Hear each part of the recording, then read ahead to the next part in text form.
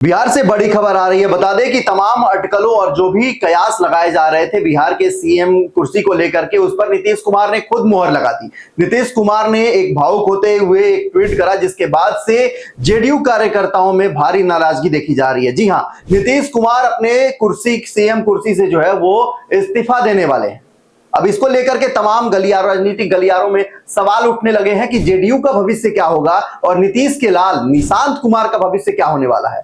अगर नीतीश कुमार इस्तीफा देते हैं तो क्या जातिगत रणनीति को साधने के लिए बीजेपी किसी यादव को मुख्यमंत्री चेहरा के तौर पर उतारने वाली है? इस वीडियो में आप सब कुछ जानेंगे, बने रहिए वीडियो के अंत तक। नीतीश के बाद अब इस शख्स को मिलेगी कमान। बिहार में बनेगा एक और यादव मुख्यमंत्री। बीजेपी इस शख्स को बनाएगी सीएम। नीतीश के लिए तैयार हुआ ये मेगा प्लान। बिहार में बीजेपी पहली बार अपना मुख्यमंत्री बना सकती है, क्योंकि नीतीश कुमार ने सीधा ऐलान कर दिया कि वो अब राज्यसभा जाएंगे। आज यानी गुरुवार को केंद्रीय मंत्री गृह मंत्री अमित शाह की मौजूदगी में राज्यसभा के लिए नीतीश कुमार नामांकन भरेंगे। सूत्रों की माने तो नीतीश कुमार जल्द ही मुख्यमंत्री पद से इस्तीफा भी दे सकते हैं। इसके बाद बीजेपी अपना मुख्यमंत्री बना सकती है। सियासी गलियारों में उस वक्त हलचल मच गई जब बिहार के मुख्यमंत्री नीतीश कुमार ने खुद ही राज्यसभा चुनाव लड़ने का ऐलान कर दिया। नीतीश कुमार ने राज्यसभा चुनाव लड़ने की खबरों पर मुहर लगाते हुए सोशल मीडिया प्लेटफॉर्म एक्स पर अपने पोस्ट में लिखा, पिछले 2 दशक से भी अधिक समय से आपने अपना विश्वास तथा समर्थन मेरे साथ लगातार बनाए रखा है। तभी उसी के बल पर हमने बिहार की और आप सब लोगों की पूरी निष्ठा से सेवा की। आपके विश्वास और समर्थन की ताकत थी कि बिहार की आज विकास सम्मान का एक नया आयाम प्रस्तुत कर रहा है। इसके लिए पूर्व में भी मैंने अपने प्रति कई बार आभार व्यक्त किया। संसदीय जीवन शुरू करने के पहले ही मेरे मन में एक इच्छा थी कि मैं बिहार विधानमंडल के दोनों सदनों के साथ संसद के भी दोनों सदनों का सदस्य बनूं।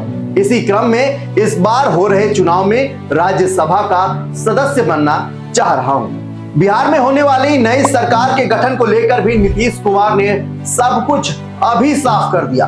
अपने पोस्ट में उन्होंने आगे लिखा, मैं आपको यानी बिहार की जनता को पूरी ईमानदारी से विश्वास दिलाना चाहता हूं कि आपके साथ मेरा ये संबंध भविष्य में भी बना रहेगा एवं आपके साथ मिलकर एक विकसित बिहार बनाने का संकल्प पूर्ववत कायम रहेगा। जो नई सरकार बनेगी उसको मेरा पूरा सहयोग और मार्गदर्शन रहेगा।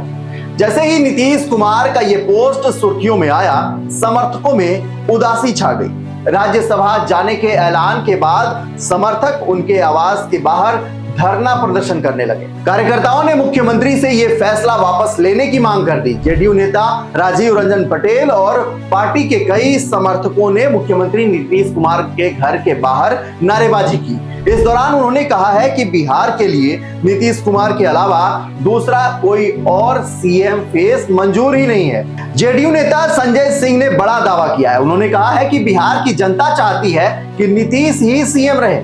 उन्होंने एक बयान में कहा, अगर उन्होंने ये फैसला कर ही लिया है कि उनको राज्यसभा जाना है तो उनके फैसले को कोई काट नहीं सकता। लेकिन बिहार की जनता ये चाहती है कि बिहार के मुख्यमंत्री नीतीश कुमार ही रहे।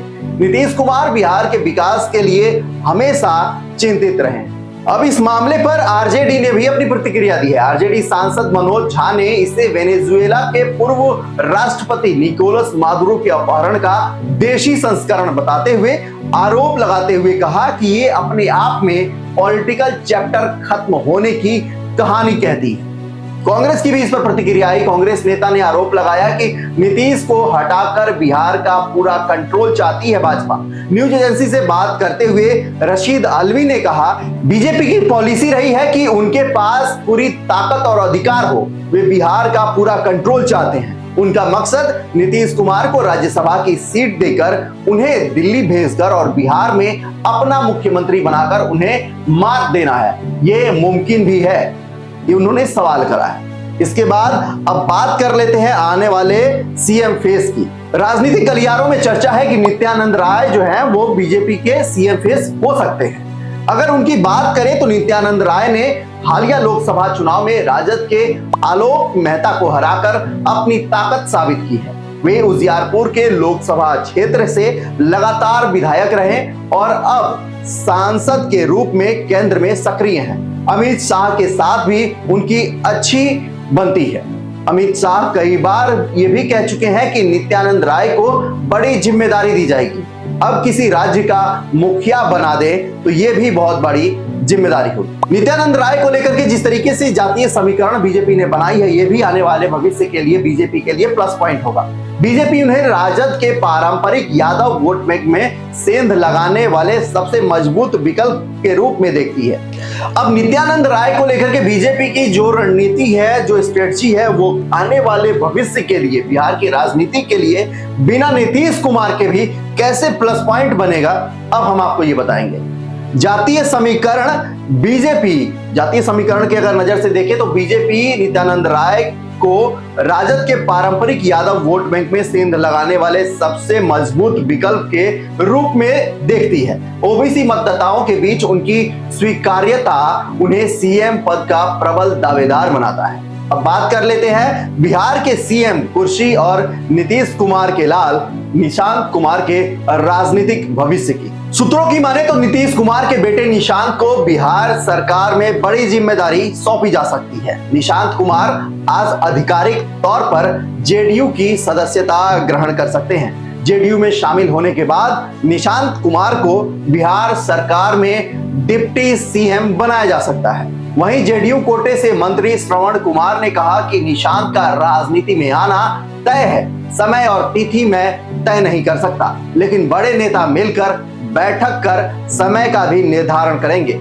सूत्रों के अनुसार मुख्यमंत्री नीतीश कुमार के राज्यसभा के लिए नॉमिनेशन करने और 16 मार्च को निर्विरोध निर्वाचित होने के बाद भी नीतीश कुमार 9 अप्रैल तक मुख्यमंत्री रह सकते हैं, क्योंकि 9 अप्रैल तक वर्तमान राज्यसभा सांसदों का कार्यकाल है। ऐसे में इस बीच की अवधि में एनडीए विधायक दल की बैठक करेगी और यह तय होगा कि बिहार का नया सीएम कौन होगा। बता दें कि सीएम नीतीश ने लगभग 4 महीने पहले यानी 20 नवंबर को पटना में आयोजित भव्य समारोह में रिकॉर्ड तौर पर 10वीं बार मुख्यमंत्री पद की शपथ ली थी। वो बिहार के सबसे लंबे समय तक मुख्यमंत्री रहे हैं। शपथ ग्रहण समारोह में प्रधानमंत्री नरेंद्र मोदी, राजग शासित राज्यों के यानी एनडीए शासित राज्यों के मुख्यमंत्री और गठबंधन के वरिष्ठ नेताओं ने शिरकत की थी। 2025 के विधानसभा चुनाव में एनडीए को बम्पर जीत मिली थी। बहरहाल इस पूरे रिपोर्ट पर आपकी क्या प्रतिक्रिया है, कमेंट कर हमें जरूर बताएं। वीडियो अच्छी लगी तो लाइक और शेयर करना ना भूलें।